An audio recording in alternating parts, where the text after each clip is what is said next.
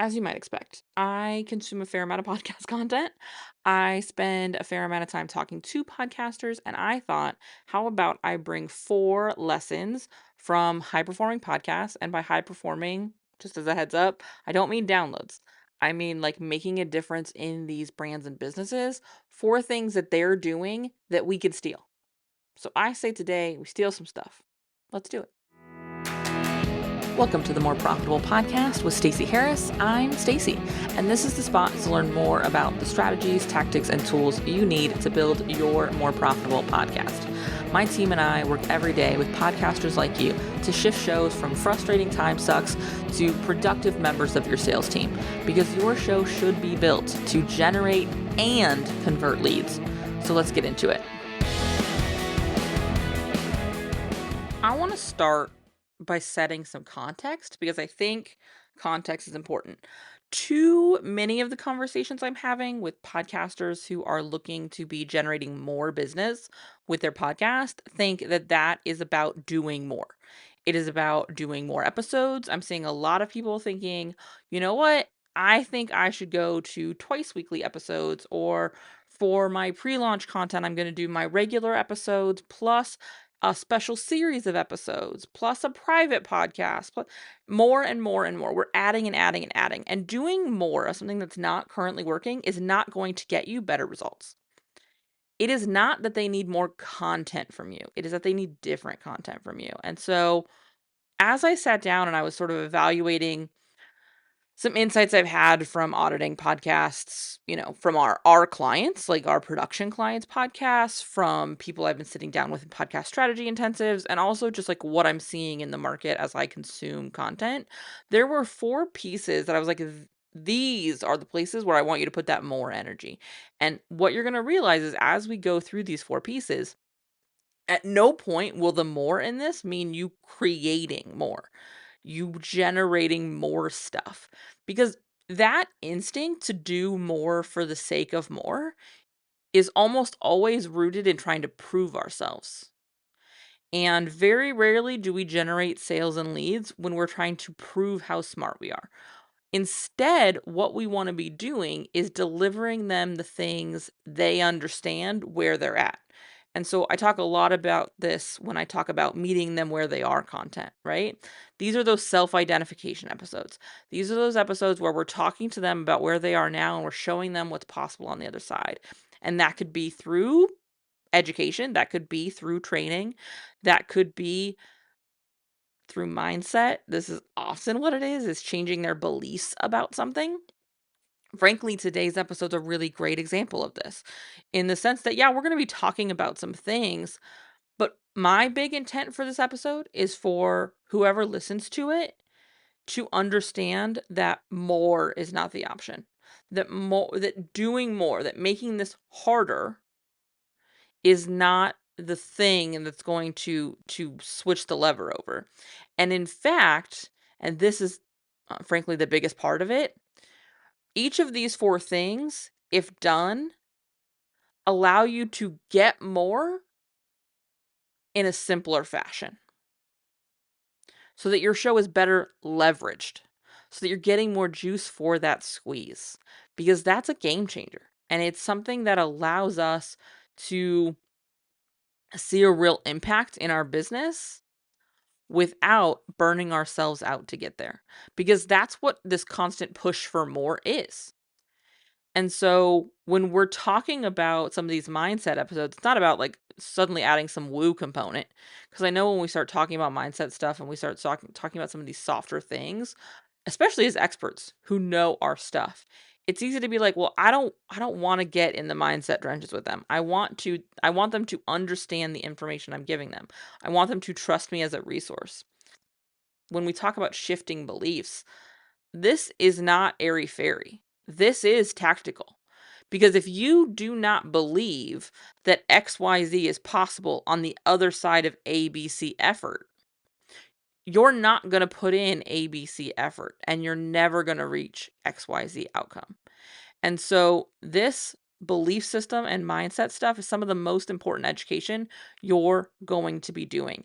And it's easier to get and stay in that place when you're not trying to prove how smart you are. Because almost always, and this is the really frustrating part about this, almost always the mindset and belief shifts that you need your audience to make so that they can see you as the solution you are is going to feel pretty basic and is going to feel somewhat repetitive because that's what it is to do this.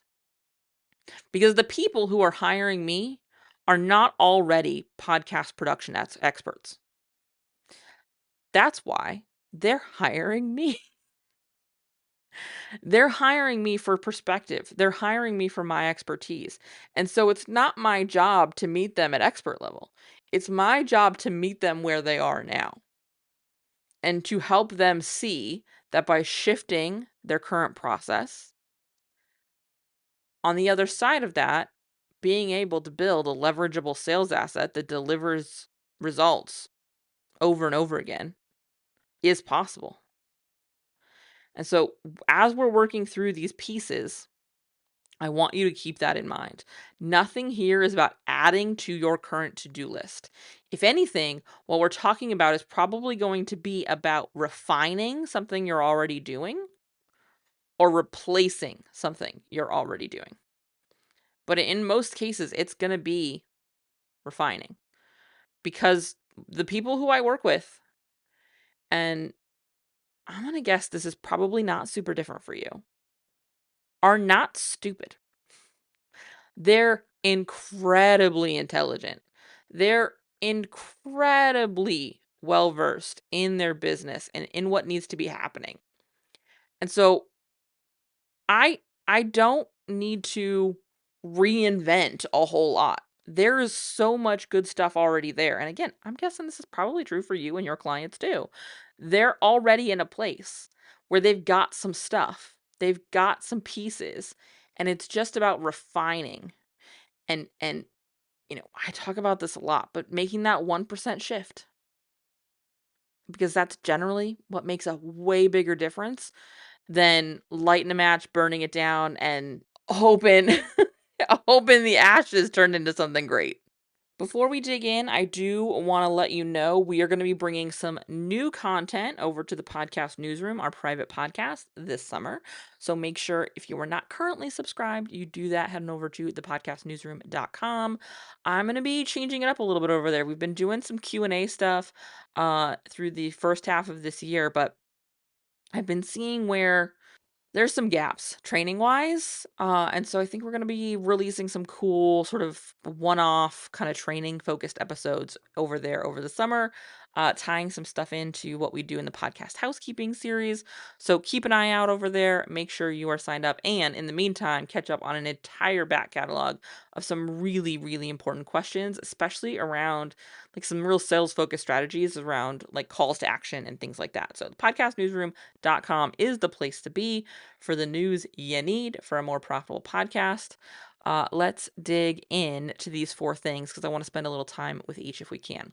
The first and foremost thing that podcasters and business owners who are using their podcast to get results are actually seeing results in their business from their podcast is they're obsessed with their audience.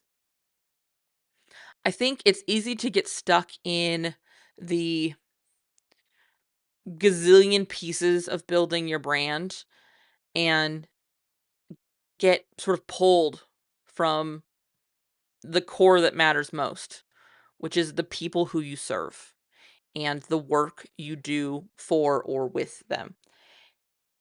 If you're not kind of obsessed with your audience, it gets really hard to get in their head. And so this isn't about knowing your ICA or knowing your niche. This isn't about the, age rank and serial number sort of ideal client avatars business owners were selling people 10 years ago. Honestly, they might still be. I'm just not I'm not swimming in that particular content pool anymore, but it's not about sort of where do they shop and how many kids do they have and who pays the bills in their house. It's more than that. It's about understanding their journey, the journey of their experience, not just what's going to get them to buy, although certainly that buyer psychology and those sales triggers are incredibly important. but knowing their feelings about where they are now and where they want to go, understanding the experience of moving through being unsure and the questions that come up as you are figuring out your problem, frankly. And then as you start to look on how to solve your problem, what does that experience look like? What do they do? Who are they asking? What kind of questions are coming up for them? And frankly, this is why I will never give up sales calls.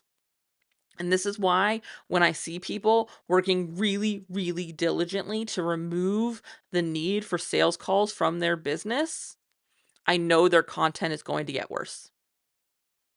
Because this information, this audience obsession stuff, it's data that comes from sales conversations, the ones that convert, and frankly, the ones that don't. If you want to know more about where they are as they're making this decision, look at your sales calls. This is one of the reasons I record my sales calls. I use a tool called Fathom as a note taker for all of my calls because it helps me be able to go in. Frankly, it helps me stay more present in the call because I don't have to worry about tracking down everything I'm afraid I'm going to forget. I can then go into Fathom. I can listen to the recording. I can review the transcript. I can see the action items created. I can do that all really quickly. I do that with sales calls too. Sometimes right after the sales calls, I will go in and I will review the transcript and I'll be looking at the questions and I'll make note of things. But more importantly, a couple times a year, I sit down and I look at all my sales calls from the last quarter or the last 6 months and I say, what are the common themes? And that's part of how I'm building my content plan. This does not mean having to cyberstalk every person who follows you on Instagram. That'd be creepy. What it does mean is when you're in conversation with them, be meaningfully listening to them. Yes, in the way that answers their questions and moves them through a sales process. Absolutely. I mean, you should be listening on sales calls, but just in general. But listening for those recurring themes because that is your content. That is your messaging.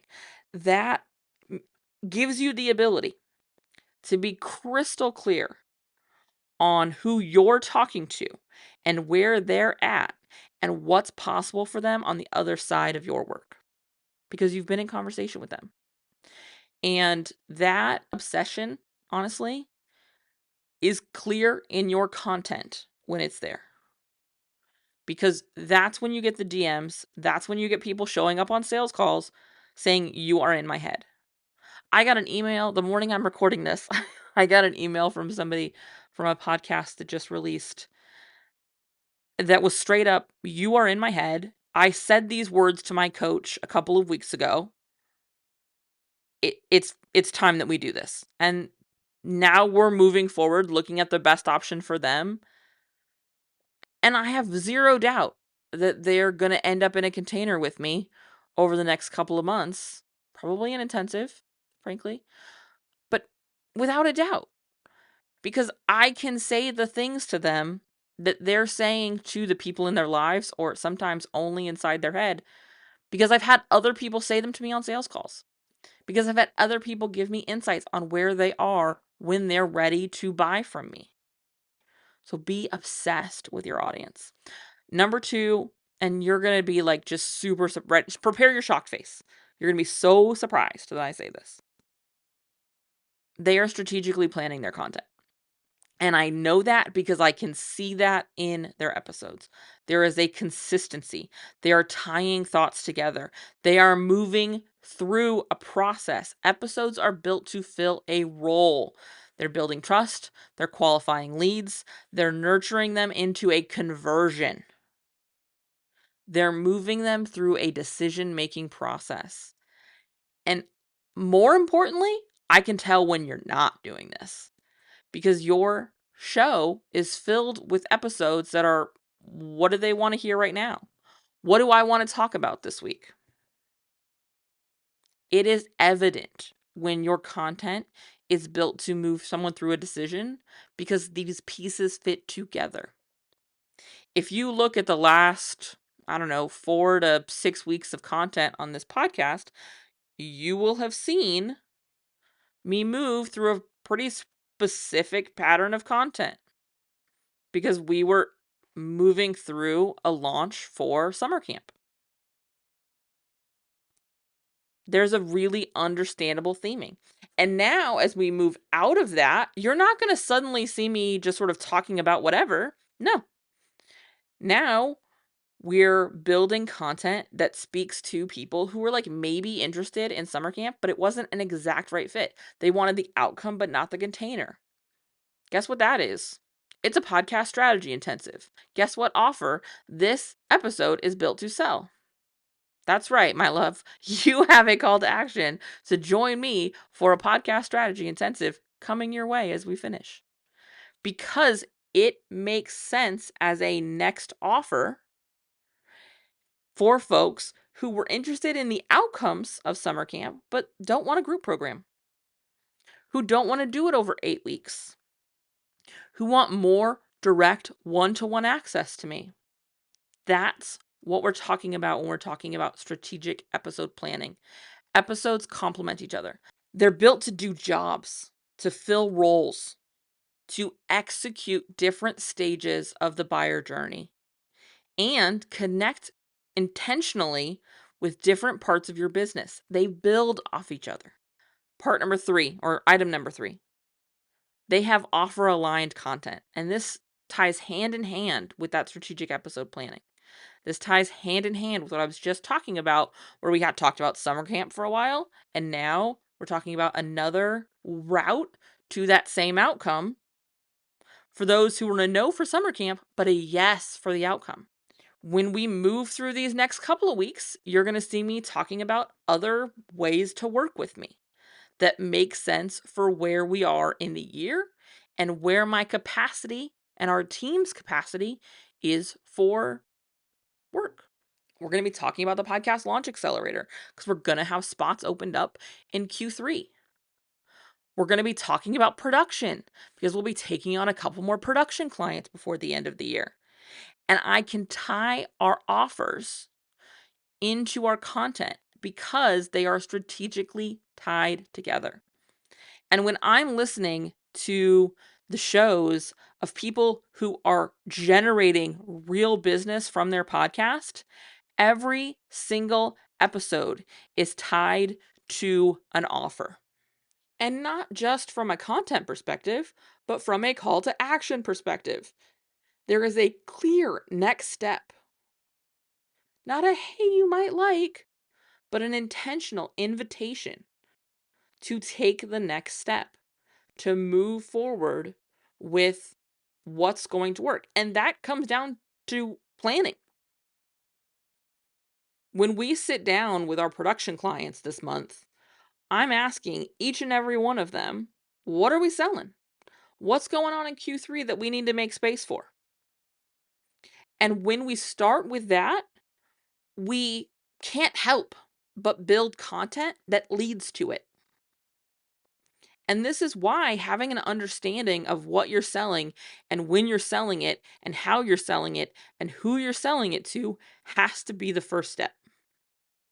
No content of any form, of any volume, of any quality will be valuable to your sales and business goals if it's not tied to your offer.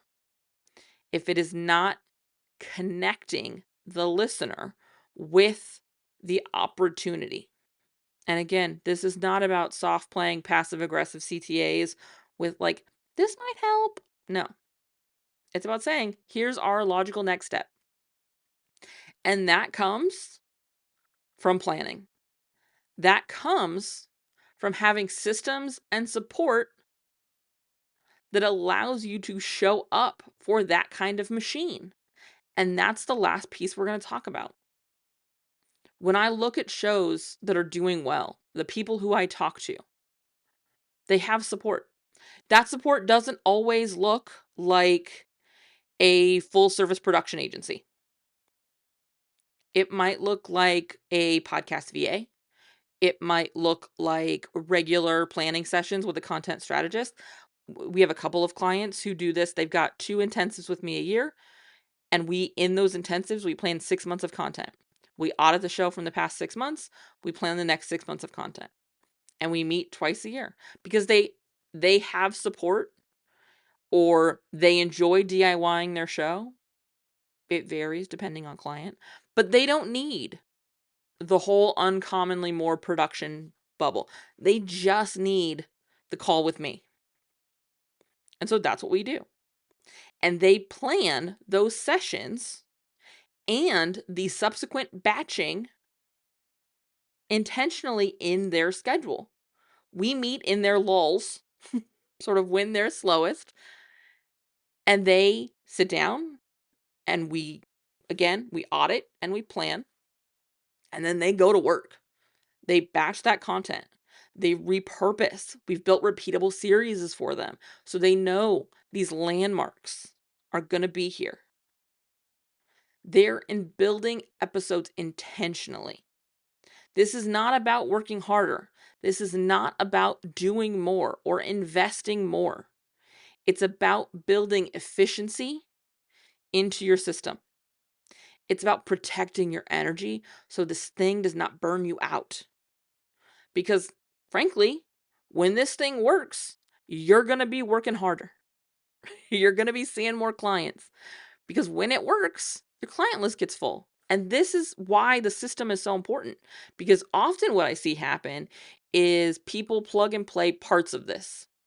And so their show will start to really work and they'll start generating sales. And then they're so stuck in delivery that they can't keep up their podcast. And then their sales fall off. And so they kind of go back to the well. And this is how we end up in that up and down, that roller coaster of sales, that on again, off again of having the capacity to show up. This is why we do things like build repeatable series. This is why we do things like batch. This is why we do things like plan our content around the seasons. As I sit down in Q3 with clients, we're looking at places where we can buy them extra time because they're on sabbatical, they're revamping content, they're doing 6, 7 things, getting themselves ready for big Q4 sales pushes. Or we've got some clients who are speakers and we know they are going to be traveling a ton in the spring and in the fall because that's when they sort of have peak conference season and peak speaking season, for lack of a better way to put it, a more elegant way to put it. And so we intentionally plan so that they can batch before, so that we can repurpose when needed to buy them space. That comes from having systems and support. So here is what you can steal from this. Here's what I want you to steal from this. I want you to be looking at your sales first. What are we selling? Who are we selling it to? How are we selling it to them? Now, what are the questions that come up for somebody as they're making a buying decision for that offer? That's your content. Start mapping out your content to speak to buyer readiness, to speak to the questions they have as they are making decisions. Step back from trying to prove to them that you're so smart and you're the only option in town. Instead, speak to where they are now and show them what's possible after, because that's going to move them into making a decision. And the last piece, start setting up a system that helps you get this show done in a way that supports you and not burns you out. That could mean getting support. That could mean systemizing. That could mean batching. That could mean changing some scheduling stuff. That could mean seasons instead of an evergreen show, like a weekly show. It could mean a lot of things. And here's the best part is I can help you make these decisions. I can help you figure out which of these things you want to steal first. And we do that inside a podcast strategy intensive, because what we're going to do in an intensive is we're going to sit down and we're going to see where your show is now. We're going to talk about where you want your show to go, and then we're going to plan a road to get there. At least those first steps. Because we're going to sit down and we're going to plan that next 3-4 months of content right there in that call. I want you to head on over to uncommonlymore.com/intensive, and I want you to reserve a podcast strategy intensive for you and I over the next couple of months. Because this is the first step into building some of this stuff into your own show and into your own business. If in having this conversation, you're realizing that your podcast doesn't really have a plan, doesn't really have a system, or maybe you thought you had them, but those things aren't delivering the way you'd want them to, then it's time. uncommonlymore.com/intensive to book your next intensive. And if you need to have a conversation with me, if you're not sure if this is the right option for you, there's also an option to book a free call with me on that very same page. So either grab your spot, book your calendar spot, and let's get you on the intensive, or book a call with me and we can find the next best option for you, the next best step for you. All right? Because these shows that are getting results, they're not guessing. They're not riding on vibes. They're intentional. They're moving forward with a plan and with support. And so let's get you some support too. All right? uncommonlymore.com/intensive to get that booked. And I will see you right back here next week. Thanks so much for listening to the show. Remember that content consumption does not make changes. So commit to doing something from today's episode. Maybe it's taking action on what we talked about. Maybe it's reaching out to me and learning more about podcast strategy intensives or what podcast production looks like with our team. All of that is over at uncommonlymore.com. And if you haven't yet signed up for the podcast newsroom, I want to remind you that is a great next step. If you're not really sure what comes next, hang out over there.